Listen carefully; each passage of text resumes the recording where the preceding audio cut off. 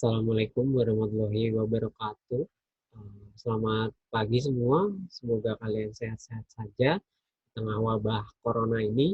Kalian uh, harus tetap menjaga pola kehidupan kalian agar tetap sehat. Baik anak-anak, sekarang kita akan masuk ke pelajaran. Di sini saya akan menjelaskan tentang apa itu gambar potongan.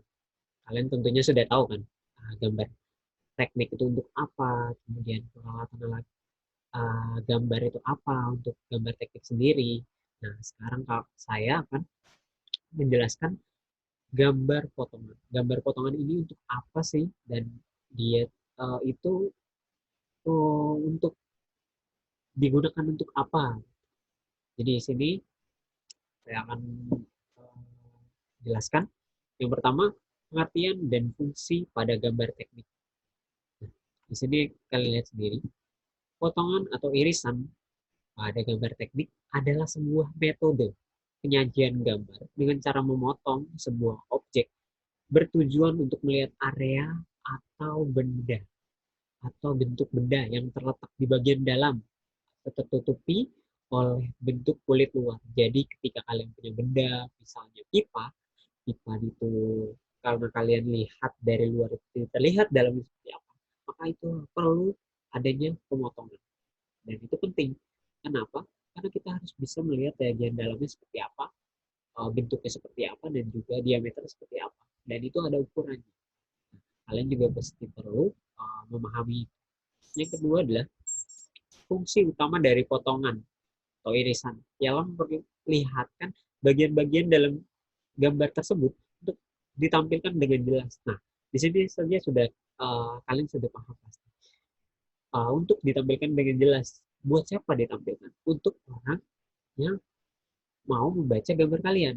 Makanya kalian perlu memotong benda tersebut jika kalian punya sebuah pipa atau sebuah benda yang ada isinya. Maksudnya ada isinya apa? Maksudnya di dalamnya ada ukuran-ukuran tertentu yang kalian tentunya perlu kalian gambar. Oke, baik, kita akan lanjutkan. Nah, di sini ada 6 jenis potongan. Yang pertama potongan meloncat, yang kedua potongan menyudut, 3 potongan bidang berdampingan, yang keempat potongan separuh, 5 potongan penuh, yang terakhir yang keenam adalah potongan putar. Nah, saya akan menjelaskan bagaimana dan seperti apa potongan-potongan tersebut, karena kita perlu memahami ini karena kalian ketika nanti diperhadapkan dengan gambar yang sesungguhnya, kalian harus tentunya perlu membaca dan kalian juga perlu dapat menggambar potongan-potongan atau benda yang di dalamnya ada sebuah ukuran tertentu dan bentuk tertentu. Gitu. Oke, kita akan lanjutkan.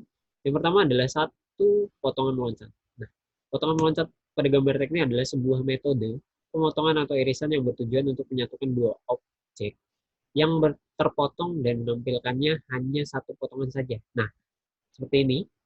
Kalian lihat, ini ada potongan A dengan A.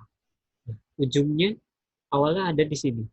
Namun yang ujung akhirnya adanya di bawah. Tidak lurus, ya, tidak vertikal atau horizontal, tapi ini seperti ada menyudut, ya.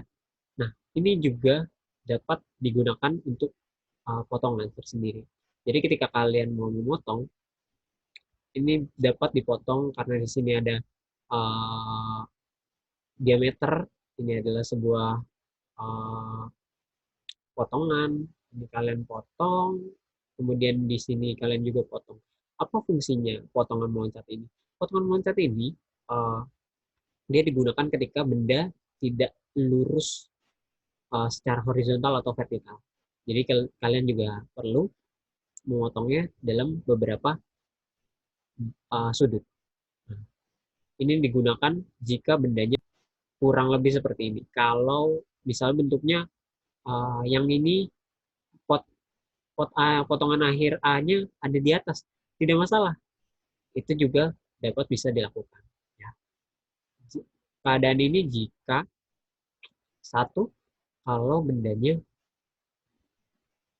tidak diselesaikan, tapi satu terlalu rumit dan orang membaca juga terlalu uh, ribet gitu ya.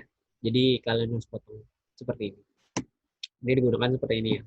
Yang kedua adalah potongan menyudut. Nah, potongan menyudut ini apa?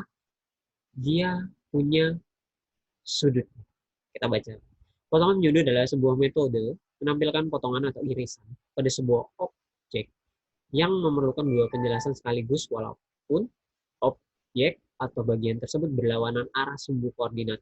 Dengan catatan, satu bidang potong merupakan potongan utama, sedangkan bidang potong yang lain menyudut dengan bidang pertama. Proyeksi pada bidang terakhir ini diselesaikan menurut aturan-aturan yang berlaku, diputar dengan berhimpit pada bidang proyeksi pertama. Nah, yang lagi, ini kalian hanya mendapat potongan penuh seperti itu. Tapi kalau kalian potongan menyudut, ini dapat mewakili potongan ini juga. Kenapa harus dipotong seperti ini? Lagi-lagi untuk menyederhanakan gambar. Jadi tidak perlu memperbanyak potongan, namun menggunakan berbagai macam-macam potongan untuk menghasilkan gambar yang lebih kompleks, yang lebih maaf, maksud saya adalah potongan yang gambar yang lebih simpel. Nah, seperti ini. Kalau kalian potongnya 2 kali, itu akan membuat benda jadi riuh, istilahnya tidak tidak beratur, tetap beraturan, tapi itu memperbanyak dan memboroskan tempat menggambar kalian. Jadi seperti ini. Oke. Yang ketiga adalah potongan bidang berdampingan. Potongan bidang berdampingan adalah sebuah metode membuat potongan atau irisan terhadap objek yang memiliki titik sumbu yang sama meskipun arah koordinatnya berbeda atau berubah-ubah. Nah, ini dia. Potongannya berubah-ubah jika sama. Titik sumbu sama, tapi beda yang berdampingan. Oke, kita lanjut lagi. Yang kamu tahu ada ini yang sebelah sini, atau sebelah ini sama atau dari potong bisa dipotong utuh. Itu biasanya banyak yang terakhir adalah potongan putar. Nah, potongan putar ini unik. Potongan putar ini penuh, tetapi pada saat penyajiannya diputar. Jadi dipotong, tapi diputar. Bendanya diputar seperti itu. Dan ditempatkan pada area lain agar tidak terjadi salah persepsi. Maksudnya tidak salah pemahaman dalam membacanya. Benda-benda tertentu seperti ruji roda, engkol, poli, girantai, dan sebagainya adalah beberapa objek yang paling sering mengalami proses potongan putar. Nah, itu adalah potongan putar. Potongan putar ini biasanya digunakan untuk ruji roda, engkol, poli, girantai. Itu digunakan potongan putar. Yaitu fungsinya biar dia nggak rancu. Orang yang membacanya tidak rancu. Kenapa potongan jika tidak pakai potongan putar ini mereka bisa rancu? Karena mereka semua sama. Ya. Makanya harus dipotong putar. Jadi harus ditempatkan di berbeda-beda supaya menghasilkan ukuran yang dalam potongan yang berbeda. Nah, yang selanjutnya akan bagian gambar yang tidak boleh dipotong. Ada beberapa bagian yang tidak boleh dipotong dalam sebuah benda. Yang pertama adalah baut, kemudian paku keling, pasak, poros, dan sebagainya. Nah, itu contohnya. Kenapa tidak boleh dipotong? Karena arahnya memanjang dan itu di dalamnya nggak ada isinya. Maksudnya benar-benar flat, seperti itu aja. Gitu. Dan di sini diberitahu tidak boleh memotong dalam arah memanjang. Hal ini memperlihatkan sebuah benda yang dipotong, tetapi terdapat berbagai bagian benda yang yaitu sirip dan beberapa benda lain yaitu poros, pasak, baut, dan sebagainya yang tidak boleh dipotong. Karena dia jika dipotong, dia hanya menghasilkan sebuah bagian yang tidak ada isinya, seperti itu. Oke. Uh, Oke, kurang lebih materinya seperti itu. Kita akan lanjutkan minggu depan lagi. Minggu depan saya akan memberikan sebuah tugas yang tentunya kalian harus kerjakan. Kurang lebihnya mohon maaf. Uh, Kalian juga perlu mempelajari dari buku-buku lain agar kalian juga bisa paham betul dengan potongan ini.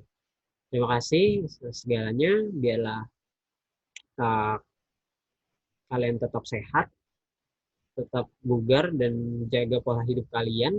Jangan sampai kalian sakit. Stay safety. Jangan lupa pakai masker kalau keluar. Usahakan kalian di rumah saja. Terima kasih. Wassalamualaikum warahmatullahi wabarakatuh. Selamat pagi semuanya.